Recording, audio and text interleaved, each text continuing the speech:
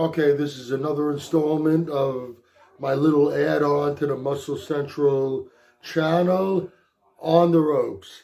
I'm going to talk about Evander Holyfield and Mike Tyson and how, yes, Evander Holyfield beat him twice in the pros, but he actually beat him in a way as an amateur. And I'll get to that in a moment. First thing I want to talk about is Tyson specifically. One of the things that made him so devastating in the ring. Now, I'm not taking anything away from him. Some people might think it sounds a little negative. He was a terrific boxer. He had power, speed, and he was able to put combinations together. I will not take that away from him, and that in itself goes a long way. But there's also an intimidation, fear factor. Now, if you go into a fight and you are scared, you think you're going to, not only think you're going to lose, you're scared that you're going to get knocked out, that could be a problem. You can make that a reality very easily. Most opponents, when they stepped into the ring with Tyson, they were almost like a deer caught in the headlights. And it all started in his amateur years. Tyson, as a 13, 14-year-old kid, he had the build of a man. Physically, he looked like a man. You can just imagine what's going through some of these other kids' heads. The average 14, 15-year-old are standing next, opposite this guy, this other kid that looks like a man. And like I said, power, speed, that in itself goes a long way. He has a serious advantage, and he carried that with him into the pros. We saw what happens when people stand up to him. Buster Douglas was the first example. Now, let me say this about Buster Douglas first. Buster Douglas might have been one of the biggest underachievers in boxing. In his time, he was looked at as this guy with a lot of boxing skills, a lot of potential, but he was freaking lazy. Whatever happened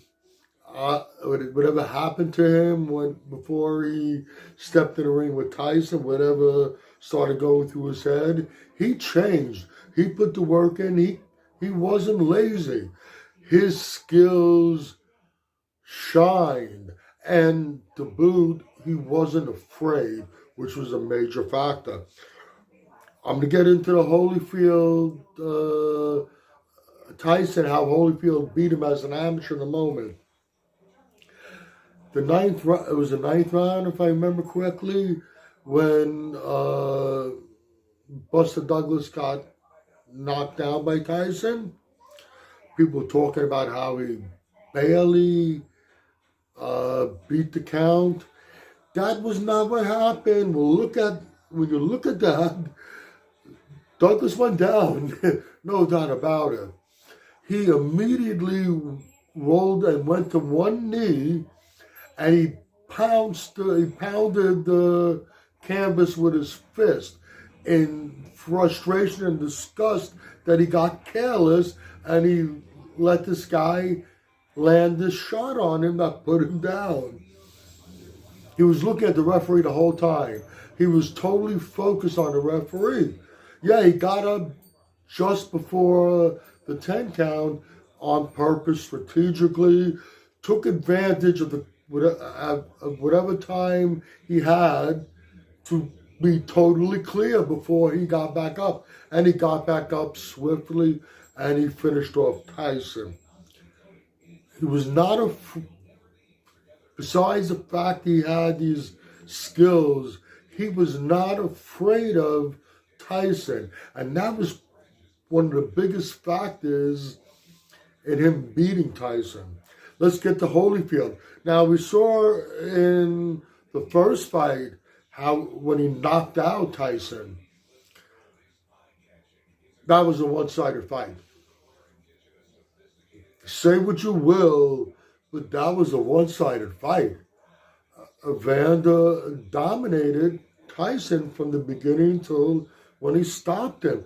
Tyson had a few brief moments, but they were so small, they were basically insignificant. And we saw what happened in the second fight, which was stopped because Tyson was too hungry and couldn't stop biting on Holyfield.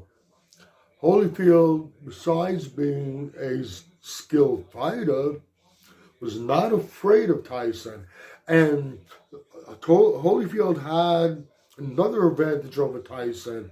Tyson might have been a little afraid of Holyfield. Go back into the amateurs. It was at the Olympic training camp, Colorado Springs. In the recreation room, hall, whatever you want to call it, lounge, pool table is set up. Holyfield has him next on the pool table. Who comes strutting into the lounge? Mike Tyson, and he proceeds to go over to the pool table and try to take control of the pool table. What happens? Holyfield stepped right up to him, got right in his face, and took the table back. Tyson smirked at him, smiled, whatever, and walked off. And that was the end of it. That's when Holyfield first beat Tyson. And he might have actually instilled a little fear in him. Because here we have this guy who was instilling fear in virtually all of his opponents that he stepped in a ring with. Has this, and Holyfield was a skinny, scrawny. At that time, Holyfield was skinny and scrawny looking. He didn't have the build he developed when he turned into when he moved into the heavyweights. Stands up to him, makes him back off. I think that put a little fear in Tyson.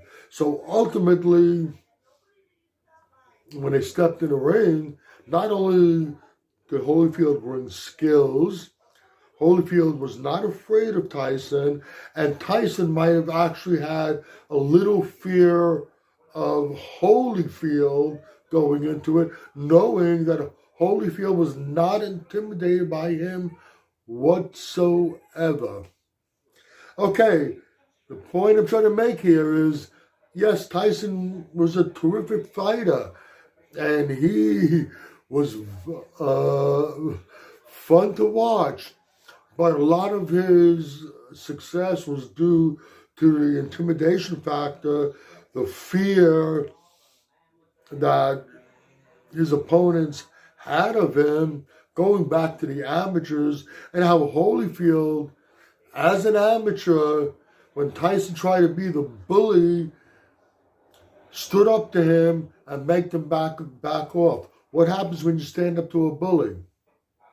All right, I ran my mouth off a little bit over here. I'm sure there's a lot of Tyson fans that are going to watch this video that are not going to agree with it. Please, whether it's positive or negative, I welcome all comments. Thank you for tuning into Muscle Central's On the Ropes.